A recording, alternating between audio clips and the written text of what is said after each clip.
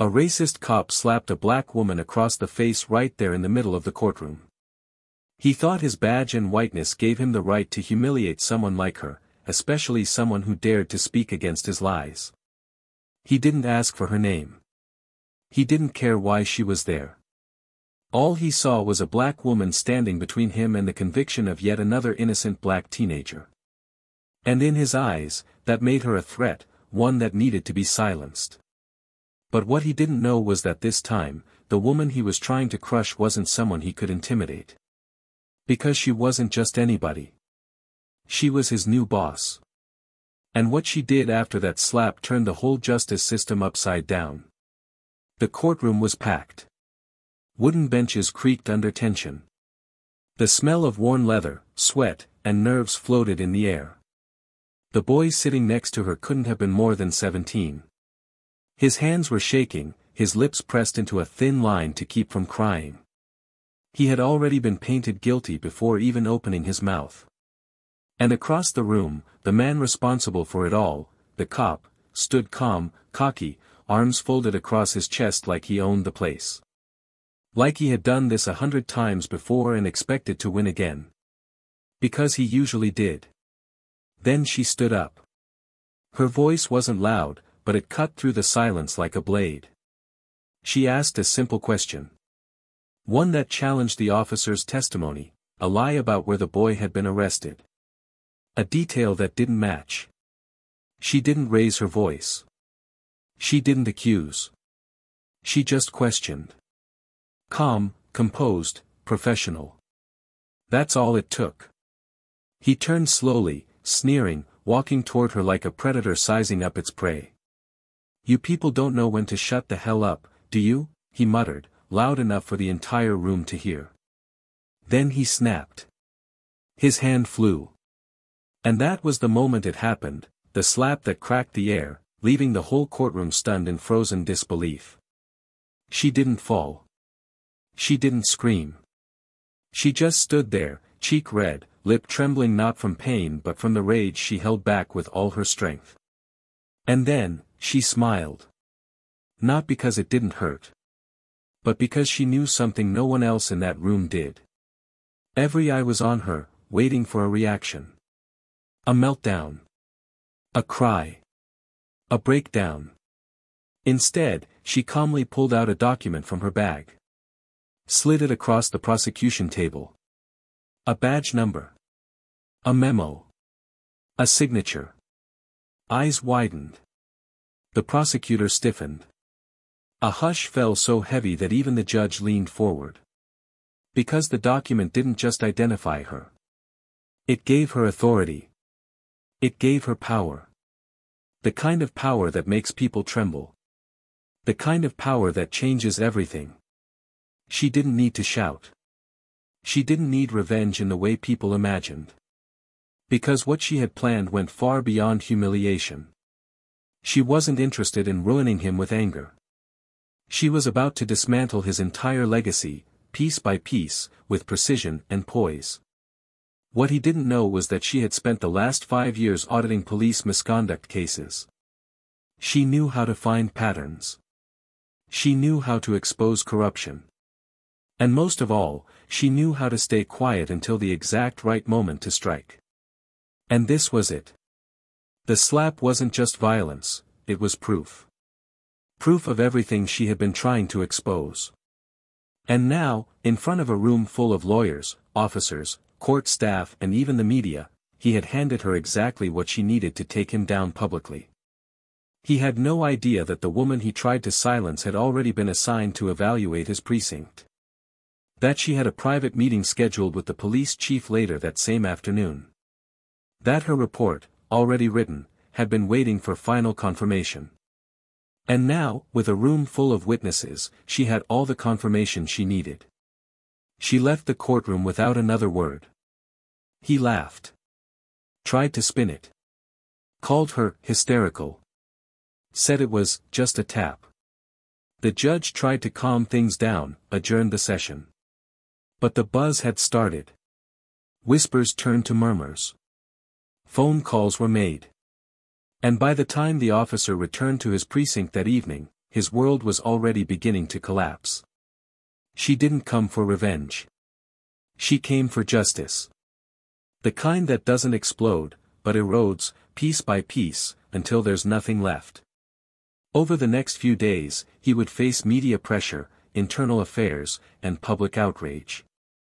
His name would trend for all the wrong reasons. And his career, once protected by silence and fear, would unravel in front of the same public he had once thought would always believe him. But the real twist, the one no one expected, wasn't that she exposed him. It was how. It wasn't what she said. It was what she did behind closed doors. And what happened at the next internal disciplinary hearing is something that not even the most seasoned officers saw coming.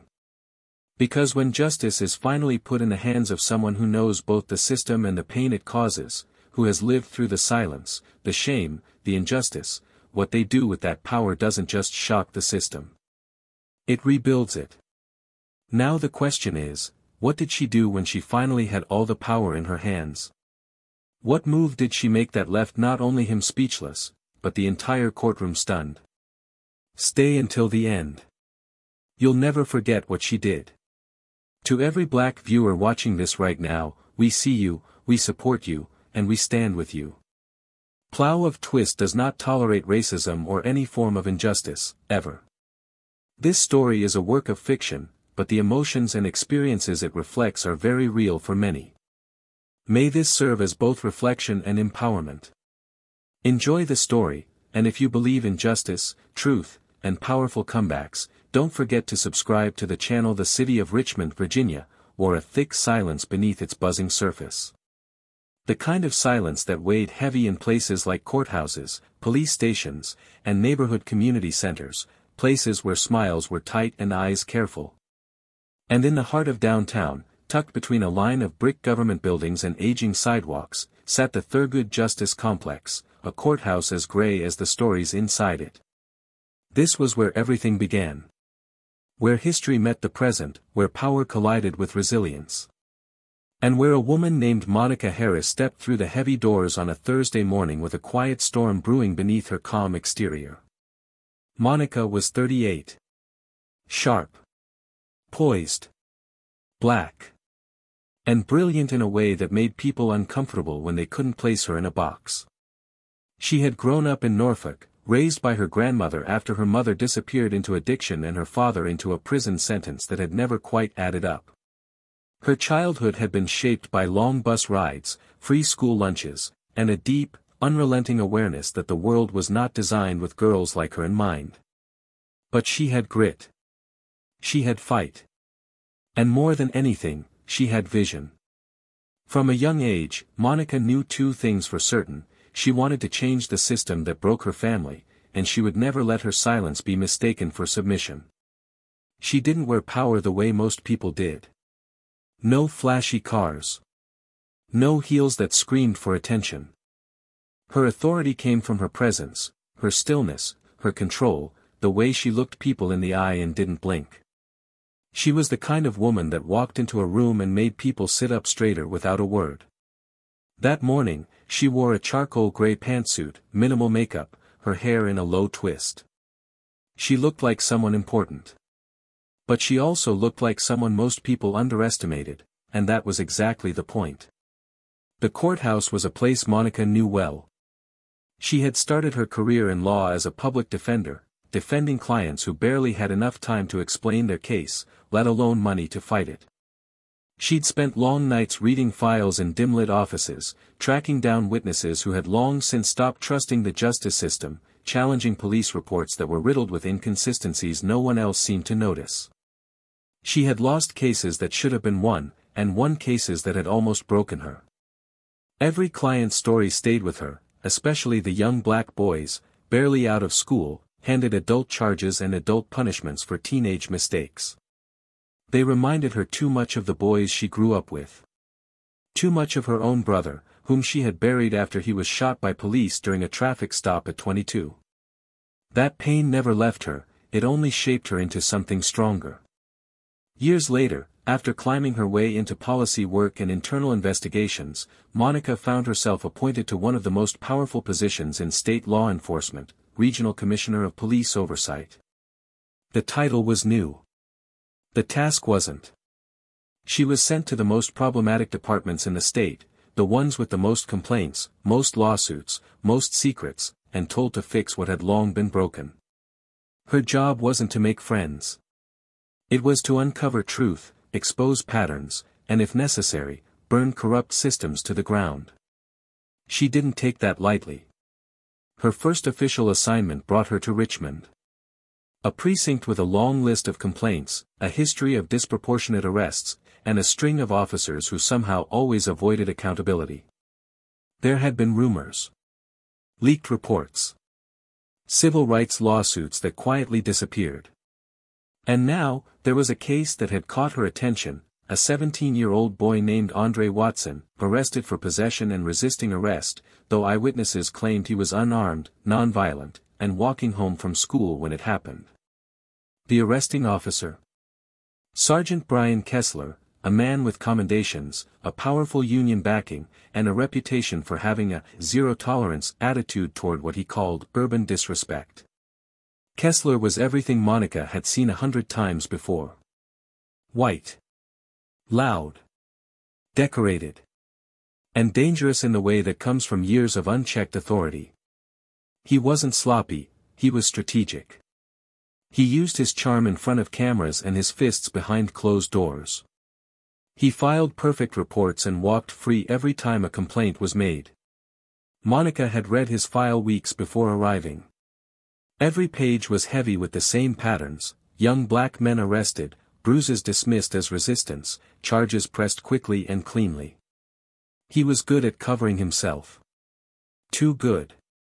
And Monica knew the only way to crack someone like him wasn't to fight directly, it was to catch him slipping in front of witnesses he didn't realize mattered. That morning in court, she came unannounced. No press, no introductions.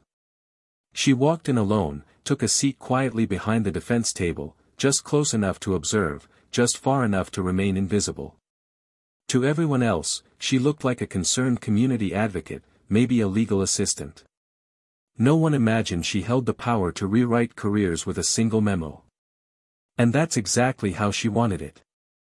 Andre Watson sat beside his public defender, eyes heavy, shoulders tense. Monica could see it in his face, the way he avoided eye contact, the way his hands stayed clenched in his lap, like he'd been told one too many times not to move too fast. The boy looked exhausted, not just from the arrest, but from life. She'd seen that look before, and every time, it tore at her. Kessler sat across the room, calm as ever, flipping through his notes like this was just another day. To him, it probably was. The hearing began.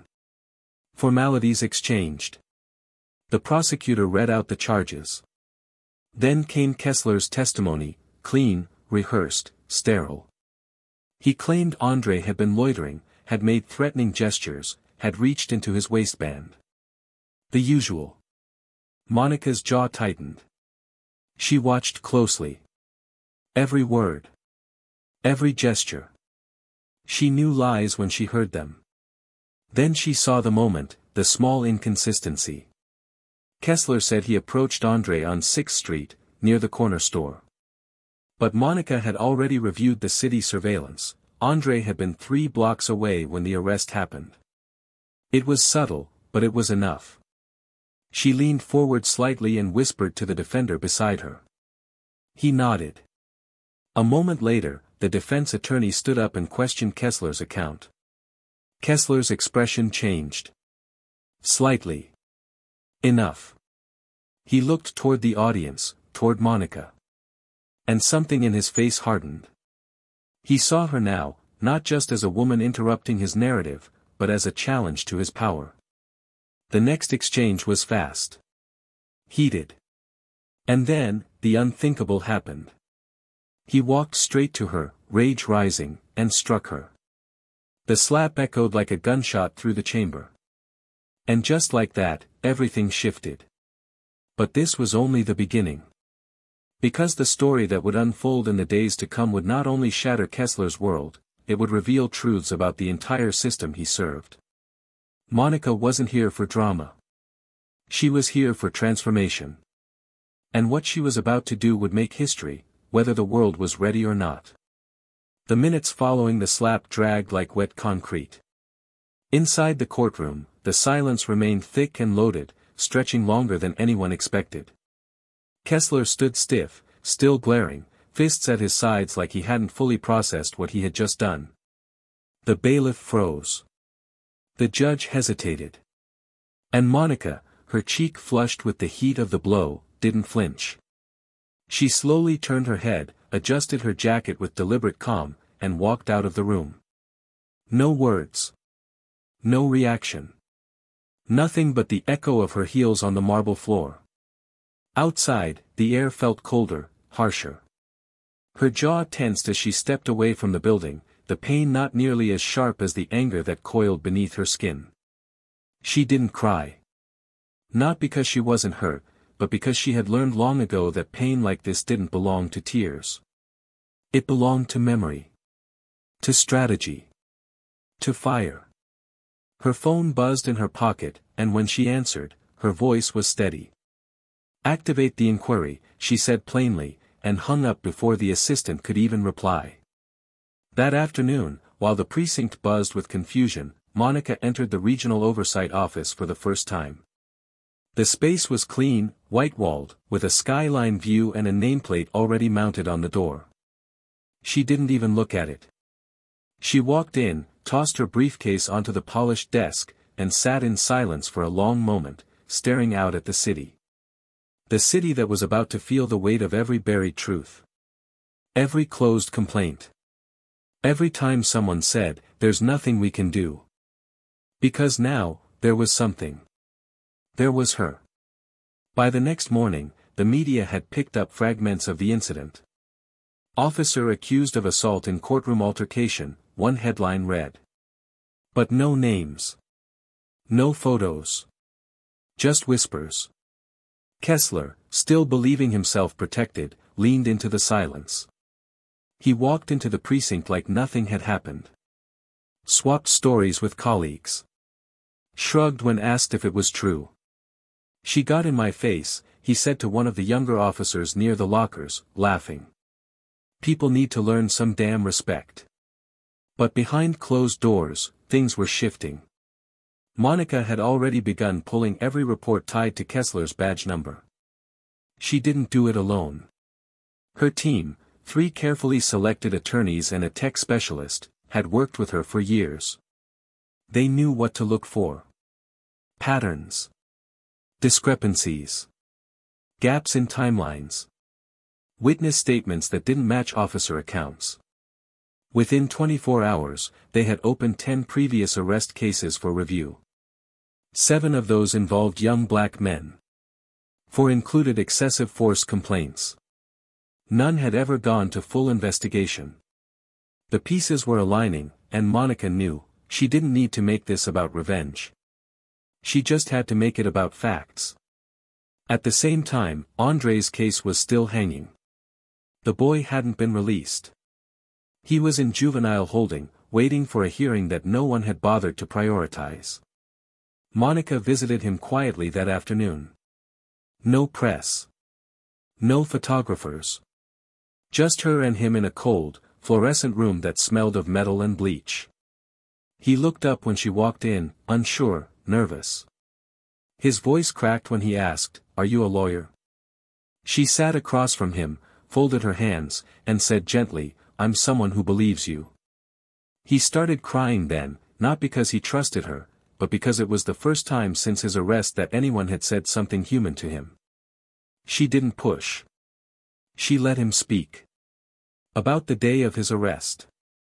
About how he had just left tutoring. About how Kessler had called him a liar, a punk, said he fit the type. Monica listened carefully, recording every detail. Not for the file, but for justice. Back at the precinct, something strange started happening. Officers began noticing small shifts. A pause in the approval of reports. A delay in equipment replacements. An unusual request from Internal Affairs to re-interview past arrestees. Then the memo dropped. Monica's name, her full title, appeared in everyone's inbox. Effective immediately, she was overseeing all investigations into officer conduct within their district. Her picture sat at the top of the email. The same woman Kessler had slapped in open court. Some officers laughed nervously. Others went quiet. Kessler? He stared at the screen for a full minute before slamming his laptop shut and storming out. The following week was a slow bleed of power. Monica didn't confront him. She didn't even speak to him directly. But his world started unraveling. A media outlet published a new story, alleged assault victim identified as Oversight Commissioner. The headline hit hard. Interviews with anonymous sources began surfacing. Ex-employees. Former arrestees. A mother whose son had spent 8 months in juvenile detention after Kessler accused him of stealing a car that was later found exactly where the boys said it had been. Monica wasn't pushing the story. She didn't need to. It was writing itself. She spent long nights in her office, reviewing every document, every timestamp. Her team discovered 2 body cam videos that had never been uploaded, footage from previous arrests that contradicted official reports. They found a voice memo Kessler had accidentally recorded, calling a young suspect another damn statistic. Monica didn't need to fabricate anything. All she had to do was shine a light. Meanwhile, the tension inside the precinct grew. Kessler was still on duty, but something had shifted. His usual confidence was faltering. Officers were quieter around him. Some stopped laughing at his jokes. A few avoided him entirely. Rumors started to swirl, that Monica had more than just oversight powers, that she had state-level influence, that the slap wasn't the mistake, it was the key. Kessler was drowning in paranoia. He called a union rep, tried to schedule a media interview. But every door he pushed was suddenly closed. And he didn't understand why. At home, Monica slept little. She kept a notepad on her nightstand, scribbling thoughts in the middle of the night. Not just about Kessler, but about all the men like him. The system that protected them. The silence that allowed them to thrive. She didn't want a headline. She wanted a precedent. She wanted this case to become the reason why no one like Kessler would ever feel untouchable again. Her team urged her to press charges. File an official complaint. Go public. But Monica waited. She knew timing was everything. A move too soon would look emotional. A move too late would lose impact. She was building towards something bigger, a disciplinary hearing already scheduled but not yet public. A hearing where she would finally step into the room not as a victim, but as a voice of accountability. Then came the letter. It arrived by mail. Handwritten. No return address. Inside was a single page, a former officer's statement, dated 2 years ago, describing a racist joke Kessler had made during a raid. The letter said the officer tried to report it but was pressured to drop the complaint. That officer had since moved states. Monica tracked him down in 3 days. When they spoke by phone, his voice shook. "I should have said something sooner," he said, but no one was listening back then. Monica promised him that now, someone was. And now, with evidence mounting, media watching, and the weight of her role expanding by the day, Monica stood at the edge of a decision that could define her career, her legacy, and maybe even change the department forever. She looked at her reflection one evening, tired eyes, a face no longer soft from naivety, but carved by battles she never asked for. And still, she stood. Ready. What she was about to do would not just expose one man, it would shake the entire system to its core. And no one, not even Kessler, could imagine what was coming next. Because the real reckoning wasn't in what she had already done. It was in what she was about to reveal. The hearing room inside the Internal Disciplinary Board was colder than the rest of the building, not because of the temperature, but because of what it represented. It was a place where titles lost meaning and reputations were put on trial. Not in front of juries or crowds, but in front of quiet, suited officials who rarely flinched. There were no jurors here, no cameras, no gallery filled with gasps. Just a long polished table, a few chairs, a neutral carpet, and the suffocating sound of institutional procedure. Kessler entered first, flanked by a union rep and his department attorney, wearing the same badge-heavy uniform he always wore. He sat down like a man still in control, nodding at the board members with a tight smile, eyes scanning the room for any signs of ambush. He wasn't nervous. Not yet. But there was a tension behind his eyes, the kind that lives in people who can feel the air changing but haven't figured out why. When Monica entered, she didn't wear a suit that demanded attention. She wore navy blue, simple, grounded. No makeup, no jewelry, just the truth walking in behind a face that had been hit and had chosen silence for long enough. She didn't look at Kessler when she walked in. She didn't have to. Her presence alone tilted the energy in the room. Conversation stopped. Files shifted. A board member cleared his throat and began the proceedings, reciting the formalities, the legal frames, the reminders that this was an internal investigation and not a courtroom. Monica listened quietly, her hands folded in front of her, her expression unreadable. When they asked if she was ready to present her case, she nodded once, then stood slowly and walked to the center of the room. She began not with the slap, not even with herself. She started with the numbers. A stack of files lay in front of her. She opened one. Read a name. Then another. Another. One by one, she laid down a record of arrests, highlighting the similarities, the discrepancies, the patterns that no one had wanted to admit. Her voice remained calm, steady. Her eyes didn't blink. Then she played the first video. A shaky recording from a convenience store camera showing Kessler shoving a handcuffed teenager against a wall, yelling obscenities that weren't in the report. The room went still. No one moved. Kessler's lawyer shifted in his chair, whispering something, but Kessler didn't respond. His face had gone pale. She played another clip, this time from a suppressed body cam, time-stamped during a routine traffic stop. Kessler's voice filled the room, mocking the driver's accent, saying he fit the look and calling him a waste of taxpayer money. Then she handed the board a letter.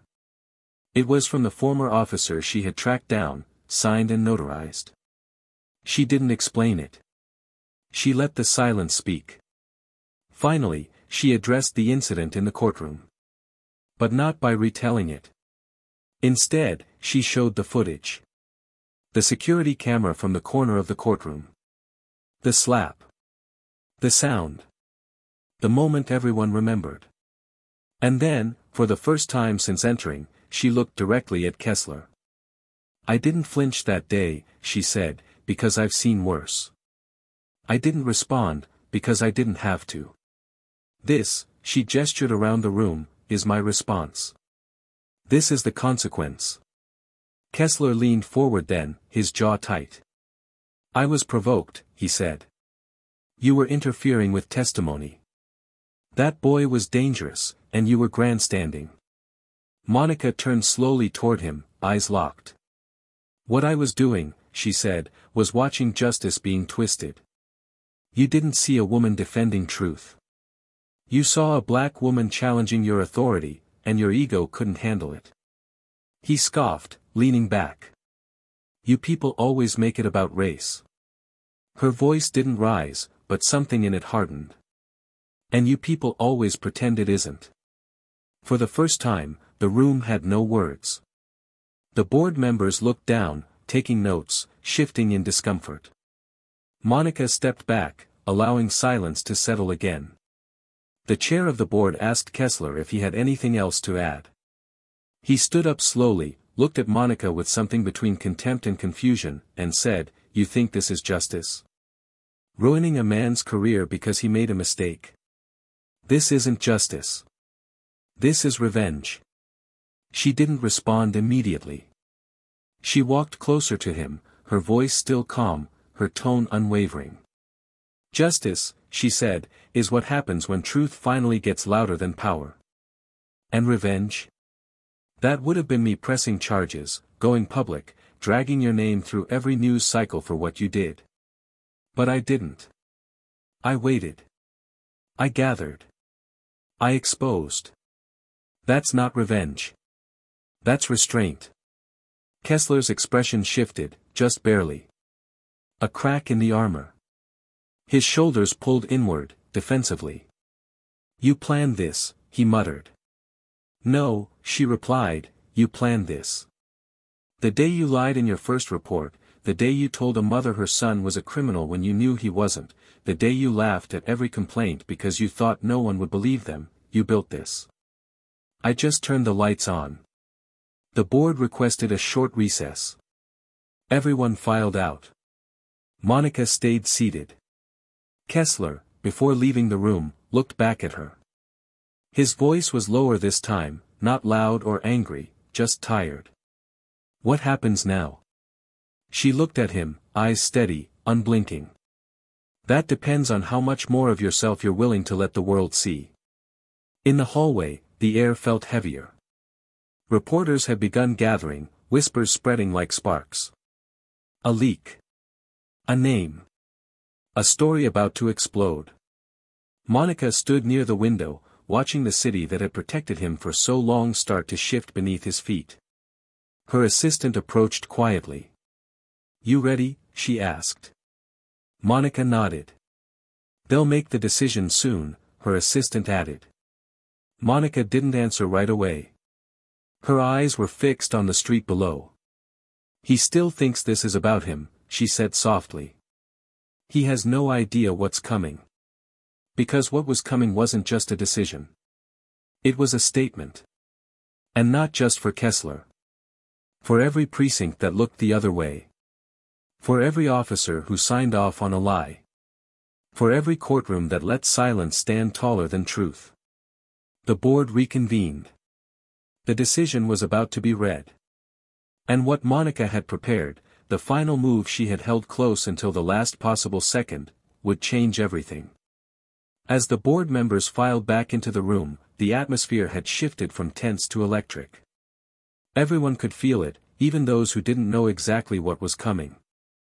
The whispers outside had turned into a quiet storm, and the weight of the silence inside now carried the heaviness of 1,000 truths begging to be spoken. Kessler sat straighter, trying to mask the unease beneath his forced confidence. His attorney looked down at his tablet, avoiding eye contact with everyone. Monica didn't move. She remained in her seat, composed, grounded, waiting. This was her moment, but she wasn't here to celebrate. She was here to witness. The board chair cleared his throat, looking over his glasses at the room before speaking. His voice was slow, deliberate. He acknowledged the severity of the allegations, the evidence presented, and the responsibility of their position in ensuring fairness and integrity within the force. Then came the words Kessler hadn't expected to hear. Effective immediately, Sergeant Brian Kessler was being suspended without pay pending further criminal investigation, all current cases involving his name were frozen and under review, and his badge and weapon were to be surrendered before he left the building. There was a sharp intake of breath. Kessler's fingers curled around the edge of the table. He didn't speak. He just stared, eyes blinking rapidly like the room had just tilted sideways and he couldn't find his balance. Monica felt it in her chest, the tremor of a man who had never considered the possibility of consequence. His lawyer leaned toward him, whispering, trying to keep him composed, but Kessler stood up abruptly. "You're all cowards," he said, voice shaking now, no longer masked with arrogance but thick with disbelief. "You're letting her turn this into a circus. I've served for 20 years. I've risked my life for this city." The chair didn't flinch. "And now you'll be held accountable for what you've done to it." Kessler looked at Monica like he was seeing her for the first time. His eyes didn't hold fury anymore, they held fear. "This isn't justice," he muttered, his voice quieter now, cracking under the weight of humiliation. "This is political." Monica finally rose, walking toward him slowly, with the same calm that had followed her since the moment he hit her. "You're right," she said softly. "It is political. Because the way you wore your badge was political.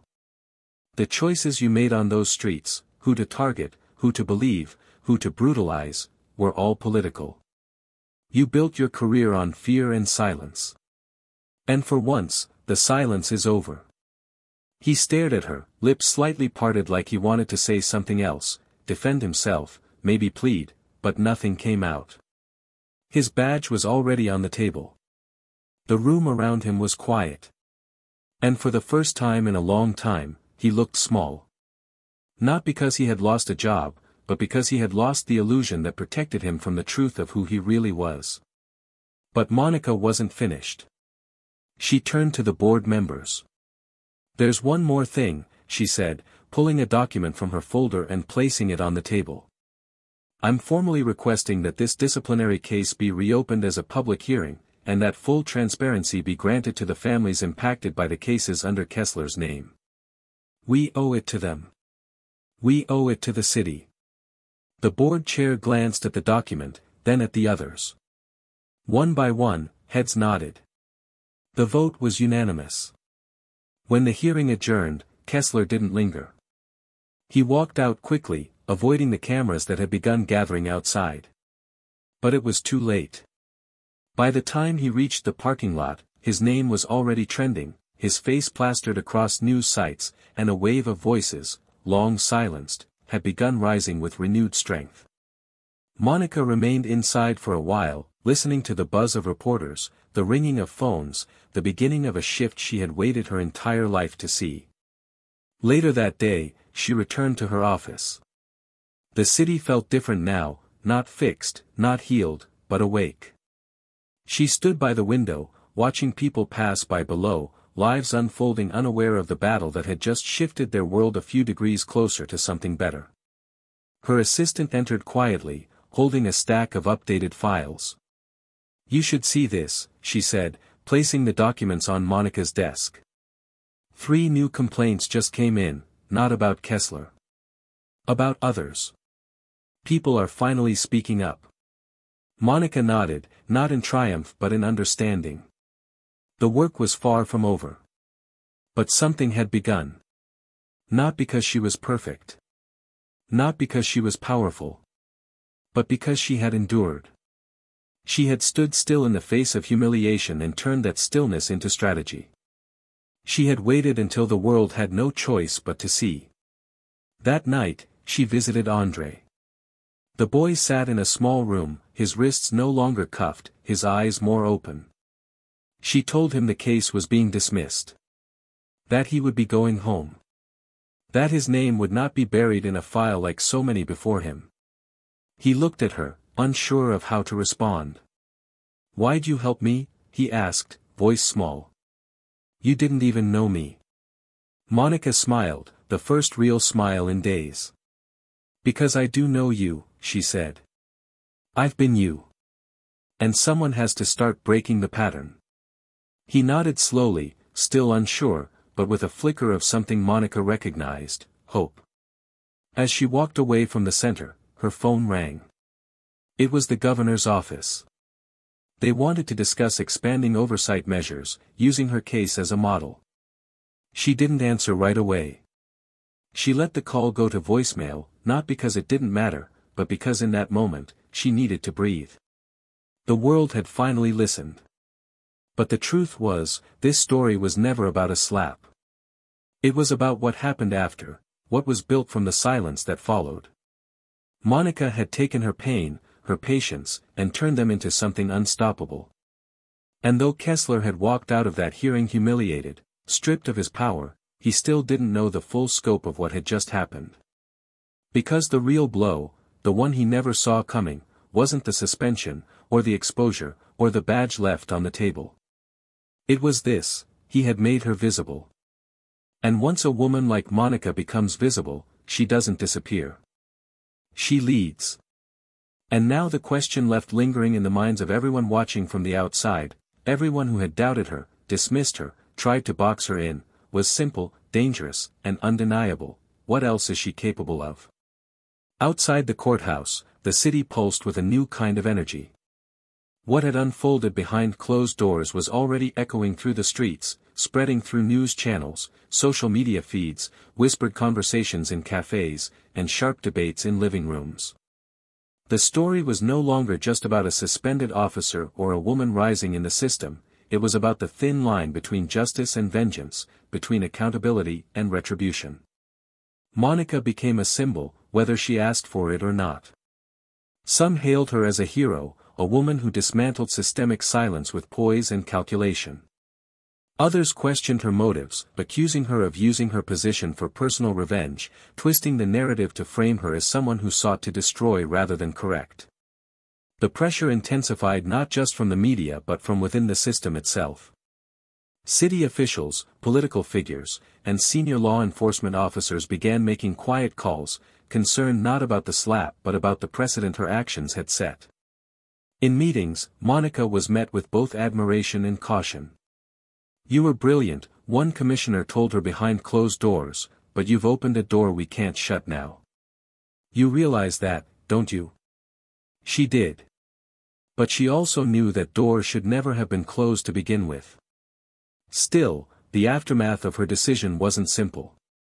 Kessler's lawyer filed appeals, trying to reverse the suspension and paint Monica as emotionally compromised. Rumors circulated that a private investigator had been hired to dig into her past, looking for any misstep that could be weaponized against her. Monica stayed composed, but privately, she began to feel the strain. The silence in her apartment grew heavier, the messages on her phone more relentless. Friends she hadn't heard from in years reached out with support, others with veiled warnings, some even asking why she had to make it so public. Why she didn't just handle it quietly, as if silence was still the safest currency for women like her. At night, Monica lay awake thinking about the faces of the boys in those case files, the mothers who had called her office crying, the quiet resignation in Andre's voice when she first met him. That pain was real. And so was the cost of confronting it. Still, she found herself asking questions she hadn't dared before. Had she gone too far? Was there a moment when she could have chosen another path? Could she have stopped before it became so visible, so personal, so irreversible? Her staff noticed the shift. Meetings became more intense, her eyes more distant. One afternoon, her assistant closed the office door and said softly, "You don't have to carry this alone." Monica didn't respond at first. Then she said, "I've always carried it alone. I just used to do it quietly." There was no resentment in her voice, only weariness, the kind that comes from finally getting what you wanted and realizing how heavy it really is. And the truth was, the weight wasn't just her own anymore. The department had begun reviewing other officers. Citizens were submitting more complaints than ever before. Internal affairs was flooded with requests. The system was rattling. People who once felt untouchable were now being watched. And while some whispered her name like a threat, others spoke it like a prayer. In the midst of it all, Monica received a letter from Kessler's daughter. Handwritten, folded carefully, it arrived through her office's front desk. She almost didn't open it. But something about the careful loops of the handwriting, the blue ink slightly smudged, made her pause. Inside, the girl wrote of confusion, pain, and fear. She didn't defend her father, she didn't condemn him either. She wrote about how the story had upended their lives, how her classmates whispered behind her back, how people looked at her differently now. And then, she asked a question Monica didn't expect: "Do you think people can change, even if they don't want to?" The letter haunted her. Not because of guilt, but because of the complexity behind that question. Could Kessler change? Did he deserve to? And what did it say about her if she no longer cared either way? It stirred something deep within her, a discomfort she couldn't name. Because justice, in its purest form, wasn't supposed to feel like power. It was supposed to feel like balance. And yet, she had tipped the scales with her hands. The next day, she walked into the precinct for a meeting with the acting chief. As she entered the building, a few officers nodded respectfully. Others turned their eyes away. She noticed the silence again, but it was different now, not heavy, not hostile. It was cautious. Watching. She stepped into the office, where the chief was already waiting. "We're preparing for public hearings," he said, "but you should know, the department is bracing for backlash." Monica leaned against the window, arms crossed. "You think I shouldn't push it any further?" He hesitated. "I think we're past the point of no return." She looked at him, tired but clear. "Good." But later, as she reviewed the files of 2 more officers under investigation, she felt the dilemma tightening again. One had a spotless record, except for a single questionable arrest, now being re-examined under the same scrutiny.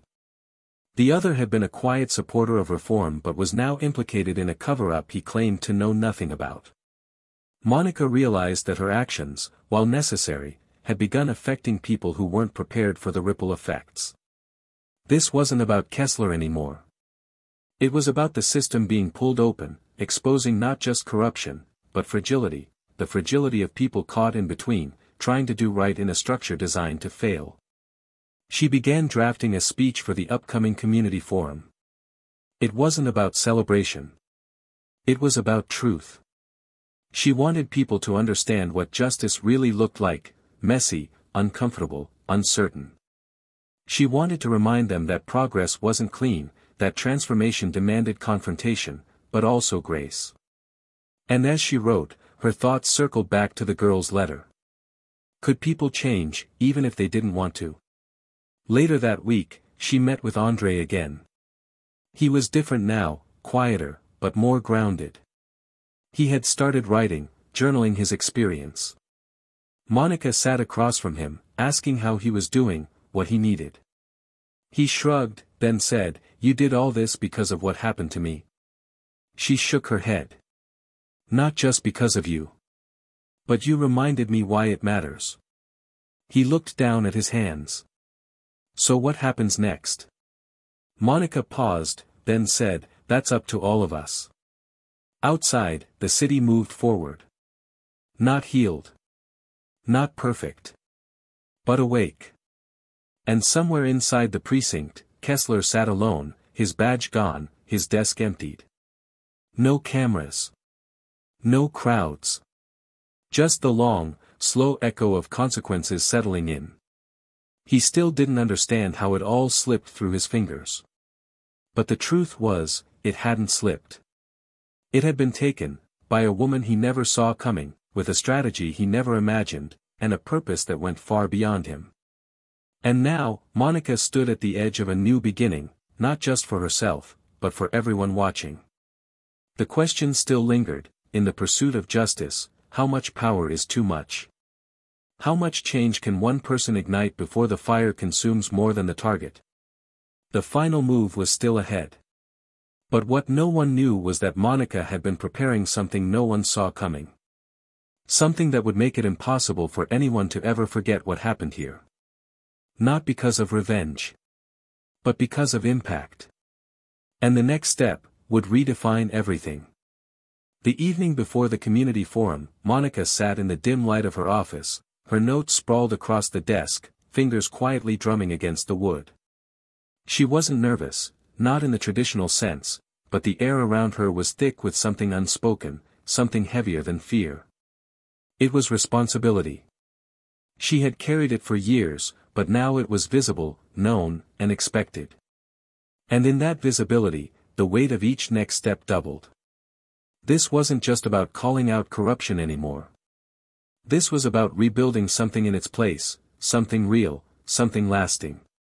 The people coming to the forum weren't looking for blood. They were looking for answers, for healing, for proof that the system could bend without breaking completely. She wasn't sure if she could give them that. But she had to try. The room filled slowly. Folding chairs scraped against the hardwood floor as neighbors, activists, reporters, students, and quiet onlookers took their places. There was no stage, only a single microphone at the front of the room and a small table with water bottles set up to the side.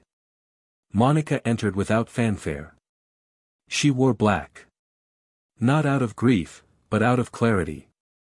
She greeted a few familiar faces, nodded to a teacher she remembered from Andre's case, paused briefly when she noticed a woman in the back row holding a worn folder against her chest, the same kind of folder families brought when they had nowhere else to go, only stories and hope that someone might finally listen. Monica took a deep breath and stepped toward the mic. She didn't start with authority. She started with truth. Her voice low but steady, she said, "I'm not here tonight as a commissioner or a lawyer. I'm here as someone who's been part of this system, and hurt by it." She paused, scanning the room. "I know some of you came expecting a press release or a policy announcement. You're not going to get that. What you're going to get is a conversation." Murmurs flickered through the crowd. Monica continued, her voice tightening slightly. What happened in that courtroom was not an isolated moment. It was the crack that revealed what's been underneath all along. She spoke about the cases, about the resistance she'd faced even from within, about how systems defend themselves not through violence but through silence. And then she opened the floor. Hands shot up. Some asked about reforms, timelines, accountability. Others shared stories, raw, aching, furious. A man stood up and said, "You've made it harder for good cops to do their jobs now. They're scared they'll be the next headline." Monica met his eyes. "Then maybe they'll do their jobs more carefully," she said. "And maybe that's not a bad thing." Then came a voice from the back. A woman stood slowly, it was the one with the folder. Her hands trembled as she opened it, lifting a photo of a young man in a graduation gown. "This is my son. He was arrested 3 years ago. Charged with assault. The officer said he attacked him first. But my son had bruises, a broken wrist. No one believed us." "That officer's name?" "It was Kessler." Her voice cracked. "You brought him down. But what about the rest of us? What happens to our sons now?" Monica walked toward her slowly, eyes wet. "What happens now," she said, "is that we make sure his name is no longer on your son's record. That's where we start." The room held its breath. Someone clapped. Then another. It wasn't applause for victory, it was recognition of something finally shifting. The forum ended late. People lingered, talked, hugged, cried. And when Monica left, the night felt quieter, like something heavy had been exhaled. The next morning, Monica received a request she hadn't expected. Kessler wanted to meet. Her first instinct was no. She had nothing to say to him. But then she remembered the letter from his daughter, the unanswered question, and the complexity that had begun to settle in her chest. Maybe it wasn't about what she had to say. Maybe it was about what he needed to hear. They met in a neutral space, an old administrative room on the second floor of the oversight building. No cameras. No lawyers. Just 2 chairs and a table. Kessler entered looking smaller than she remembered him, dressed in civilian clothes, carrying none of the arrogance that once surrounded him like armor. He sat without speaking, eyes cast downward. For a long time, neither of them said anything. Then he looked up. "I didn't know who you were that day," he said, voice hollow. "I didn't care. That's the part one think about the most. I didn't even see you." Monica folded her hands. "That's what makes it worse." He nodded slowly, swallowing hard. "I didn't come to ask for forgiveness. I know I don't deserve it. I needed to understand how you stayed so calm. After everything. After that moment." Her voice was soft. "Because I've spent my life learning how to survive people like you. And surviving you was never the end game. Changing what made you possible, that's what I was fighting for." He blinked, his jaw tightening. "I ruined everything," he whispered. "For my family. My daughter won't even talk to me." Monica felt something twist in her. Not pity. But the weight of the damage. The reach of power abused. "Then maybe you start by listening," she said. To the people you hurt. To the silence you created around them. Maybe you start there. Kessler looked away. What if I don't know how? Monica stood slowly, walked to the door. Then you learn. The rest of us had to. She didn't turn back. She didn't need to. She had offered him something greater than forgiveness, she had offered him the chance to begin. Outside, the wind carried the scent of spring. New growth. Change. Monica walked toward her office not with lightness but with clarity. The fight was not over. The media still hounded her. Officials still whispered. But now, something was different. People were paying attention. Not just to her, but to what she represented. Later that week, the governor's office called again. This time, it wasn't about strategy. It was about partnership. They wanted her to lead a statewide reform panel. Appoint her to oversee the expansion of accountability measures. She didn't say yes immediately. Power was never her goal. Change was. She asked for conditions. Transparency. Community involvement. Full access to records. When they agreed, she realized this wasn't a finish line. It was a new beginning. But the real test wasn't policy. It was personal. One night, Monica sat across from her own father for the first time in years. Released recently on parole, aged and quieter, he looked at her with the kind of pride that comes wrapped in regret. I didn't think you'd make it out of all that, he said, nodding toward the past. I didn't either, she replied. But I didn't come out just to survive. He smiled sadly. You came out to build. And that's exactly what she was doing. As the sun set behind the city skyline, Monica stood on the balcony of her apartment, watching the lights flicker on across the buildings. Somewhere down there, another kid like Andre was walking home, wondering if the world saw him. Somewhere, another mother clutched a folder of papers, hoping someone might finally listen. And Monica Harris, with all the weight of her choices and the promise of what was still to come, stood quietly, ready to make sure they did. The following weeks unfolded like a slow-burning revelation across Richmond. The city, once used to swallowing truths and smoothing over injustices with official statements and vague promises, now faced an undeniable tide of reckoning. Monica's name appeared in newspapers and podcasts, her speeches clipped and shared online, her image carried with pride in neighborhoods that once believed no one in power was truly on their side.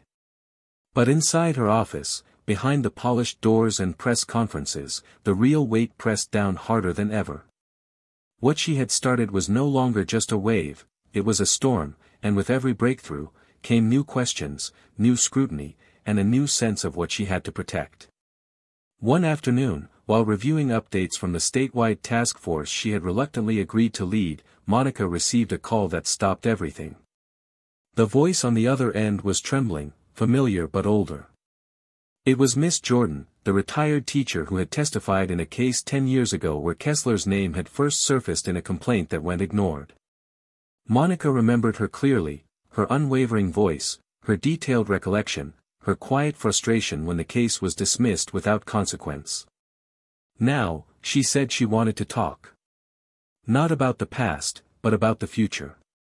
They met that evening in a modest cafe tucked into a quieter corner of the city, the kind of place where whispers were respected and presence meant more than attention. Miss Jordan arrived wrapped in her usual earth-toned shawl, glasses slipping down her nose, a notebook clutched tightly in her hands. She spoke with purpose, her voice calm but sharp as she laid out a list of names, students she had taught, families she had mentored, all of whom had been touched by the same system Monica had just cracked open. What you've done, she said slowly, has given people hope. But don't mistake that for healing. The wounds are still here. And now that they've been uncovered, they need tending. Monica leaned forward, absorbing every word. I know, she said, but the system's fighting back harder than I expected. There are whispers of resistance. People with influence want this to quiet down. Miss Jordan gave a knowing smile. It always does. But what matters now is whether you keep going when the applause fades. Whether you still speak when no one's cheering. Their conversation lasted for hours, drifting through stories of pain, survival, and resilience.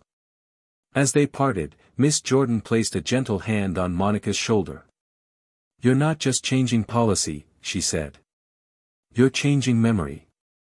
And memory is the beginning of justice." Back at her office, Monica found herself haunted by those words.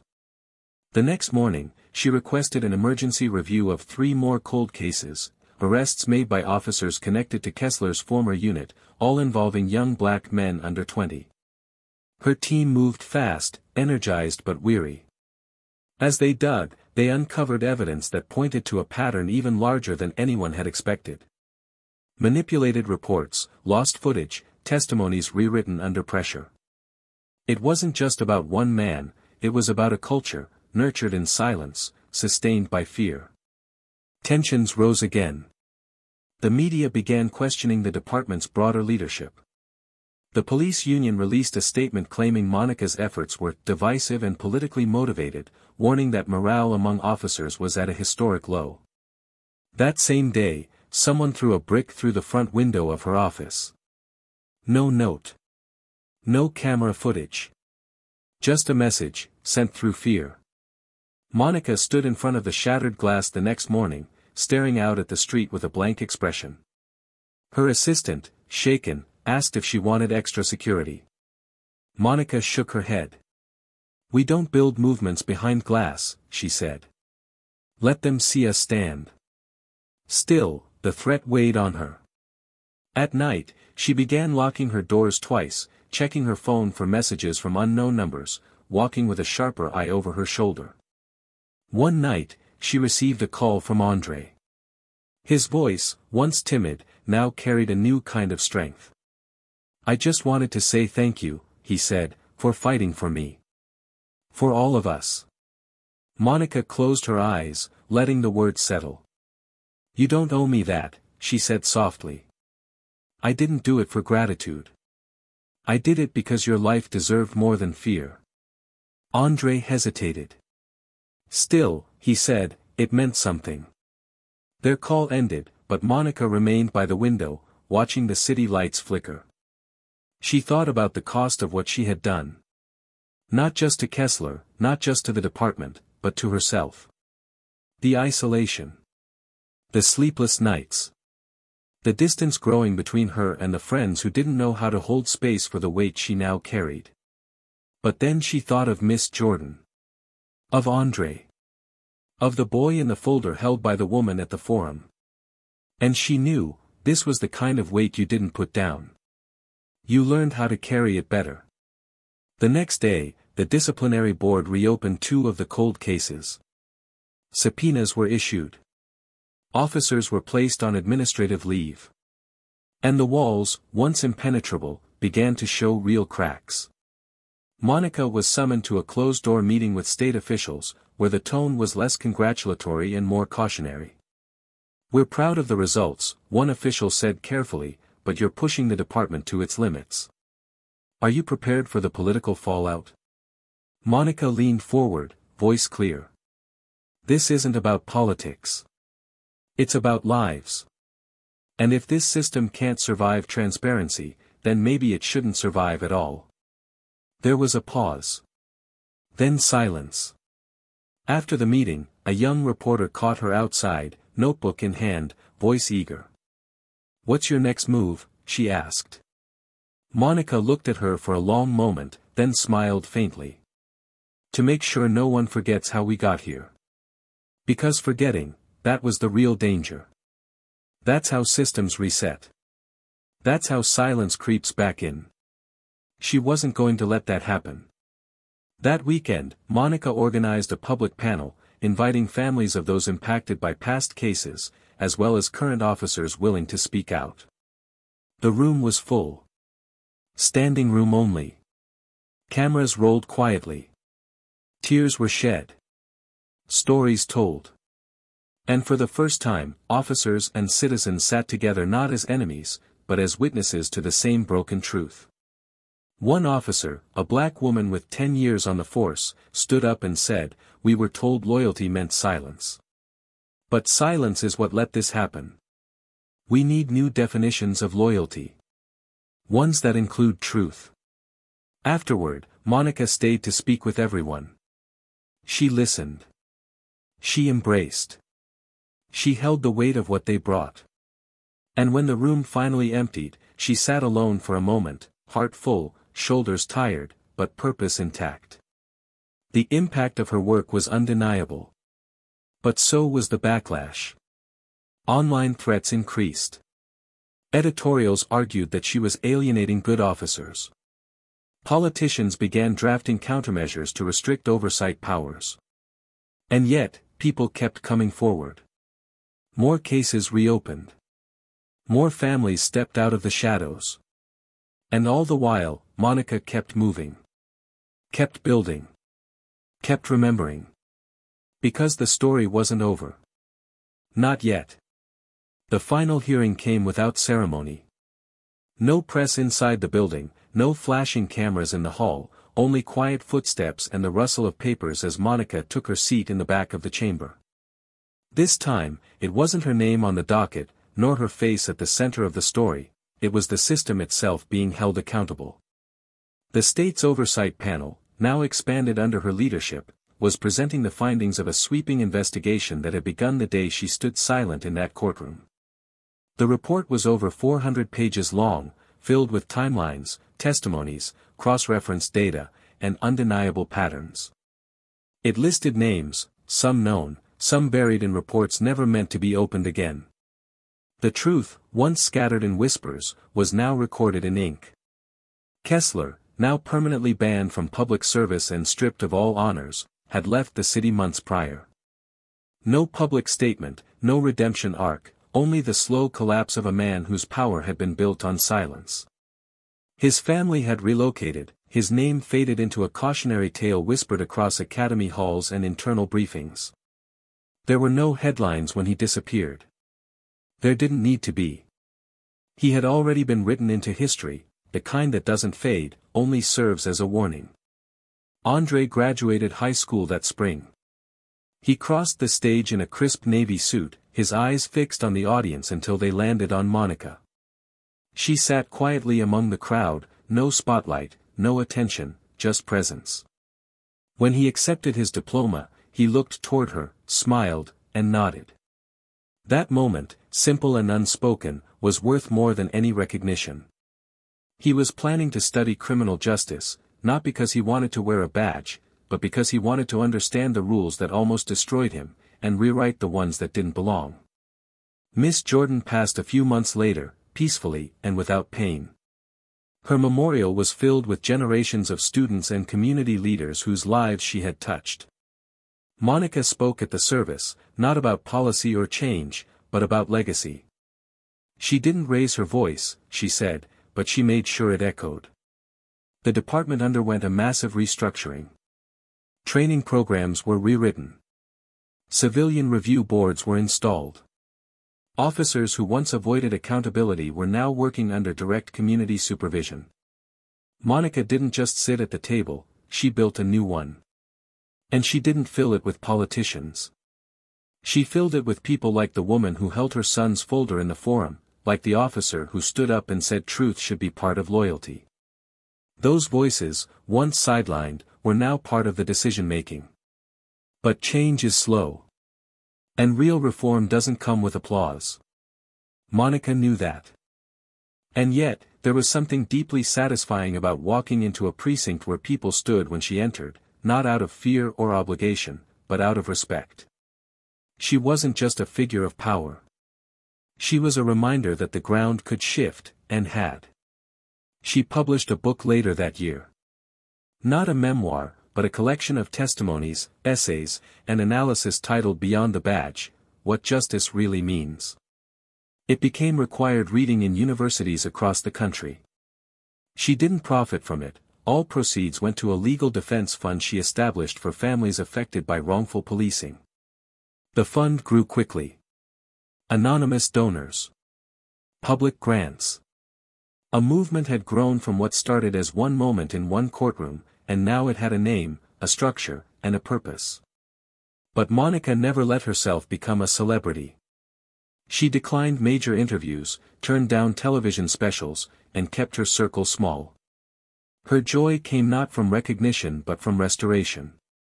From seeing kids who had once been afraid of uniforms now participate in town hall discussions.